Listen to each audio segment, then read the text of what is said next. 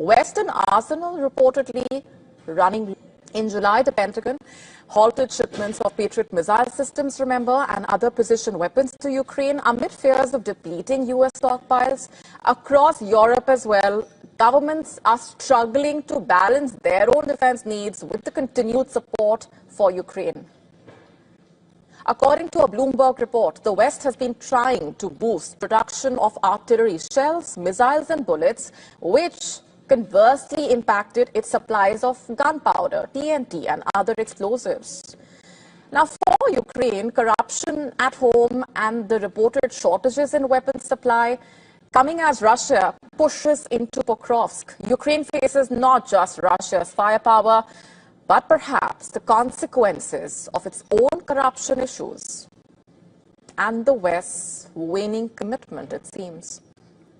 Well, Pokrovsk, dubbed the gateway to Donetsk by Russia, is now under siege.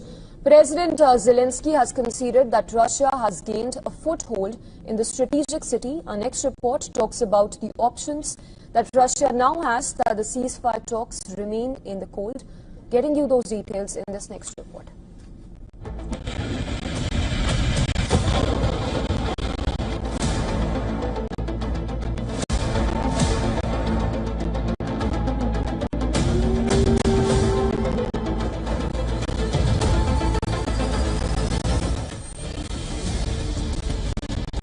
Once Ukraine's defense fortress, Pokrovsk is now under siege. There is a chill of the winter, but the front lines are blazing.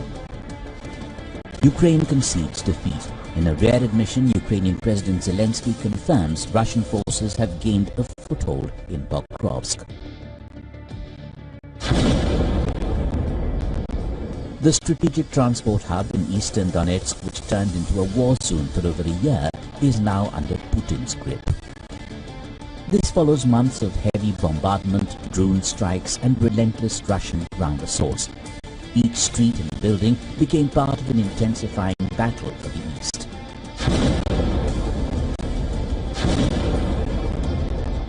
Ukraine claims about 200 Russian troops infiltrated the city in small groups over the weekend. Fierce fighting intensified across the streets of Pokrovsk, forcing Kyiv to rush additional forces.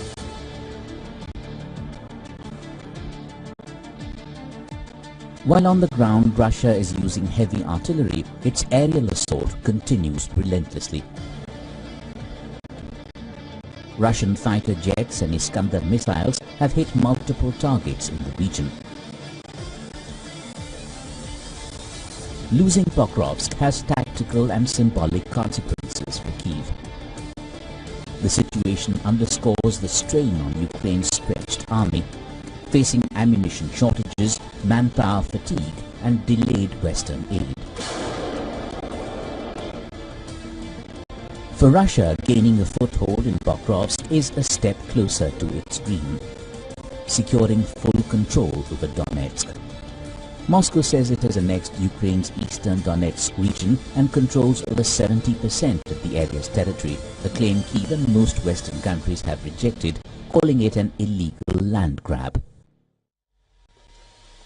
Pokrovsk's fall opens the door for Russia to push further west, threatening key logistics routes that sustain Ukraine's eastern defenses. Capturing the city will give Moscow a platform to drive north towards the two biggest remaining Ukrainian-controlled cities in Donetsk, Kramatorsk and Sloviansk. Moscow can disrupt Ukrainian supply lines along the eastern front and boost its long-running campaign to capture Chasiv Yar, which sits on higher ground, offering potential control of a wider area.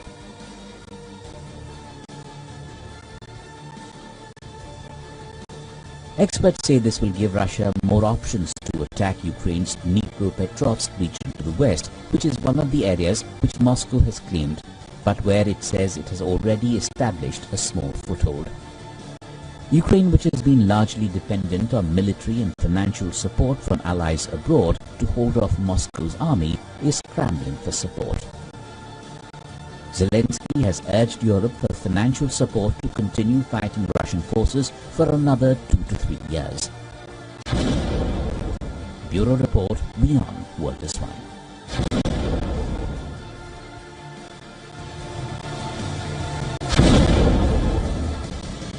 Now, an overnight Russian drone attack on Kiev has killed 3 people and wounded dozens.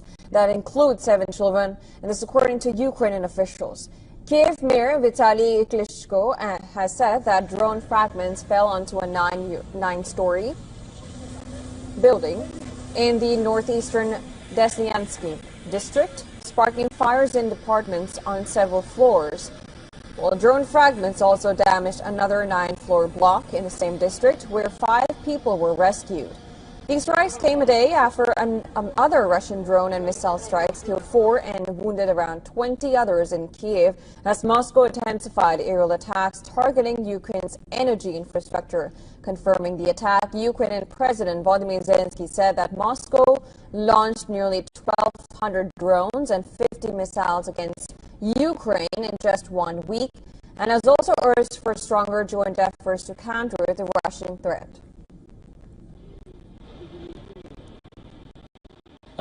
In just 1 week, the Russians have used almost 1,200 strike drones and 50 missiles of various types against Ukraine, most of them ballistic. Protection against such a threat can only be a joint effort. No nation in the world should be left alone to face this. Now, on Saturday, Trump shelved talks with Russian leader Vladimir Putin in Budapest, saying he was, quote-unquote, not going to be wasting his time. The U.S. president spoke about Putin after Kremlin negotiator Kirill Dmitriev met with Trump administration officials in the United States. In a video post on Telegram, Dmitriev blamed the disinformation as part of the titanic attempts to thwart dialogue with the United States. Dmitriev was in the country for talks after Washington imposed sanctions on Russian oil companies. Now, he also met with Republican Congresswoman for Florida, Anna Paulina Luna. Now, in an interview with a Hungarian YouTube channel, Russia's Foreign Minister Sergei Lavrov has said that U.S. had not proposed any new meetings or conversations. Lavrov indicated that an initiative for the Budapest summit was taken up by the U.S. and hence he did not raise the issue with his American counterparts. Now, amid the uncertainty over a new summit, Russia's President Vladimir Putin announced a successful final test of a new nuclear-powered cruise missile. Putin said that the missile had an unlimited range and that the weapon was a unique creation that no one else in the world possessed. According to Russia's military chief of staff, the missile flew for some 15 hours, traveling 14,000 kilometers during its last test conducted on October 21st. He ordered the preparation of infrastructure to put the weapon into service. Сколько тысяч километров? 14 тысяч. 14 тысяч. И в воздухе находилось? Ну, около 15 часов. И это не предел. Не предел. Да. Нам нужно будет, Валерий Алексеевич, определиться, на что это такое, к какому классу оружия эта новая система относится. Надо определить возможные способы. The Ukrainian territory. Here's a report on dramatic scenes from both the cities where air raids have now become a new normal.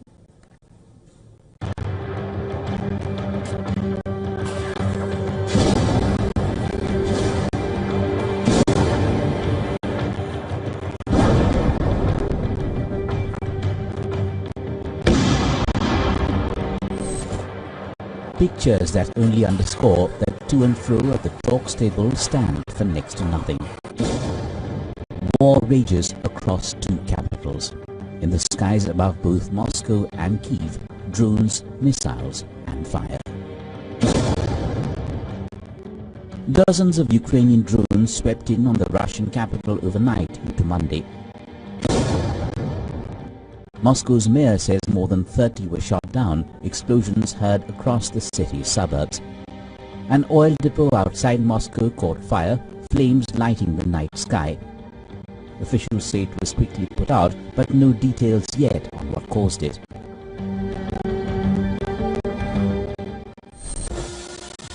Ukraine turning up heat was response to Russian pounding of Kyiv for the previous 2 nights in a row. On Saturday and Sunday morning, it was a massive drone barrage on Kyiv.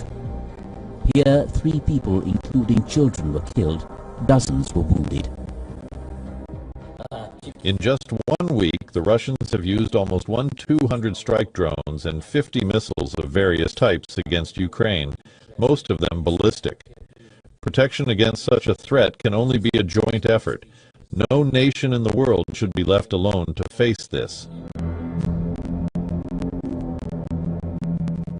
President Zelensky urged allies for more air defense, thanking France for Mirage jets, Britain for missile aid, and Germany for ongoing Patriot talks. Amid the assault, Ukraine struck back, claiming to have destroyed a Russian Buk M3 missile system worth $45 million, a prized part of Russia's air defense, now reduced to twisted metal. On the front in Ukraine, fierce fighting grips Kupiansk in the east. Only 700 civilians remain as drones and artillery pound the city. Ukrainian troops hold the line, a high-tech battle for a ruined town. Every crossing, every supply run, a gamble with death. Ukrainian soldiers call it a fight for survival and a fight for leverage at the table of diplomacy. On the ground, the air war shows no signs of slowing. Bureau Report, Beyond World is One.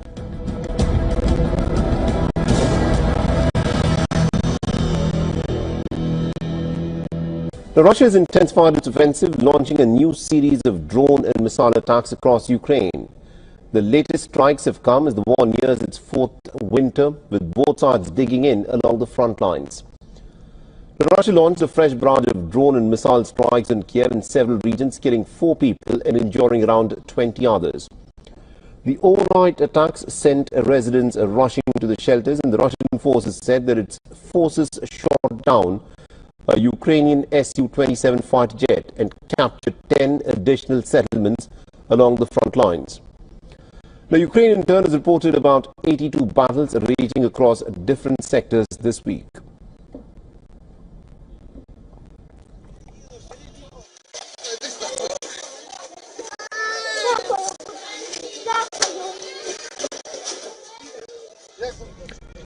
And this is the moment that shows emergency workers and civilians racing to rescue children from a burning kindergarten in Kharkiv. The police's body cam footage shows the aftermath of a Russian drone strike that took place earlier in the week, setting the building on fire and killing 1 person.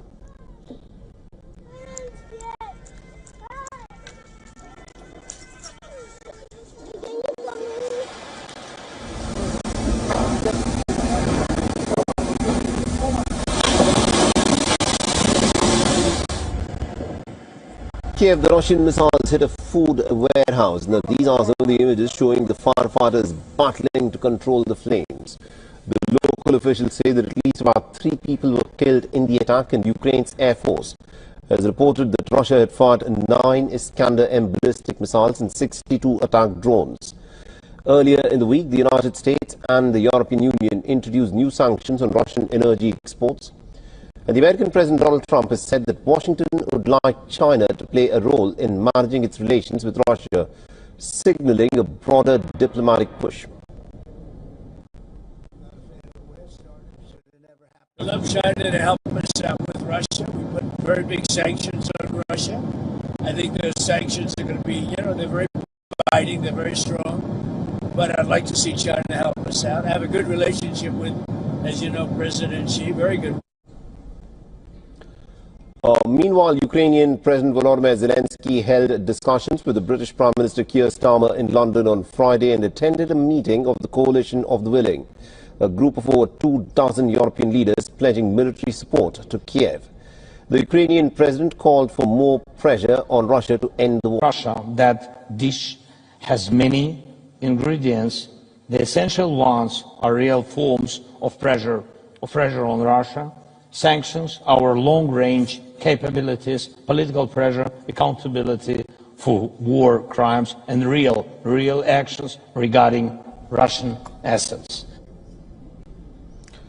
The meeting hosted by Prime Minister Keir Starmer aimed at finding ways to shield Ukraine's power grid from daily drone and missile attacks as winter approaches, enhance the supply of longer-range missiles and to coordinate efforts to further sanction Russia's economy. First, we will act to take Russian oil and gas off the global market. Last week, the UK became the first country to sanction all of Russia's oil majors. On Wednesday, the US acted decisively to join us, together with further sanctions from the EU. And we're choking off funding for Russia's war machine. Meanwhile, Kirill Dmitriev, Russia's top economic negotiator, has arrived in the United States for talks. He stated that he will convey to his American colleagues that Ukraine is hindering the necessary dialogue. Now, the geopolitical diplomatic tussle on the Russia-Ukraine war finds a fierce reflection on the battlefield. That's right, and Ukrainian drones hit the Russian capital overnight. That sparked chaos and airport shutdowns too. A rejoinder 2 days of Russia pounding Ukrainian territory. Here's a report on dramatic scenes from both cities.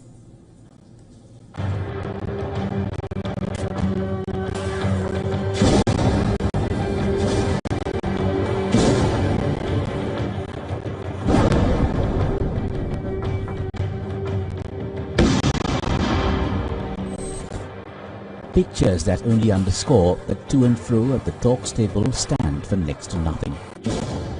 War rages across two capitals. In the skies above both Moscow and Kyiv, drones, missiles and fire. Dozens of Ukrainian drones swept in on the Russian capital overnight into Monday. Moscow's mayor says more than 30 were shot down, explosions heard across the city's suburbs. An oil depot outside Moscow caught fire, flames lighting the night sky. Officials say it was quickly put out, but no details yet on what caused it.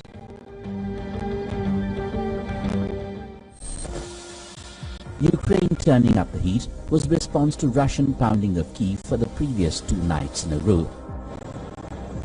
On Saturday and Sunday morning, it was a massive drone barrage on Kyiv. Here, 3 people, including children, were killed. Dozens were wounded. In just 1 week, the Russians have used almost 1,200 strike drones and 50 missiles of various types against Ukraine, most of them ballistic. Protection against such a threat can only be a joint effort. No nation in the world should be left alone to face this. President Zelensky urged allies for more air defense, thanking France for Mirage jets, Britain for missile aid, and Germany for ongoing Patriot talks. Amid the assault, Ukraine struck back, claiming to have destroyed a Russian Buk M3 missile system worth $45 million. A prized part of Russia's air defense, now reduced to twisted metal. On the front in Ukraine, fierce fighting grips Kupiansk in the east. Only 700 civilians remain as drones and artillery pound the city. Ukrainian troops hold the line, a high-tech battle for a ruined town. Every crossing, every supply run, a gamble with death. Ukrainian soldiers call it a fight for survival and a fight for legitimacy. On the ground, the air war shows no signs of slowing. Bureau Report, WION, World is One.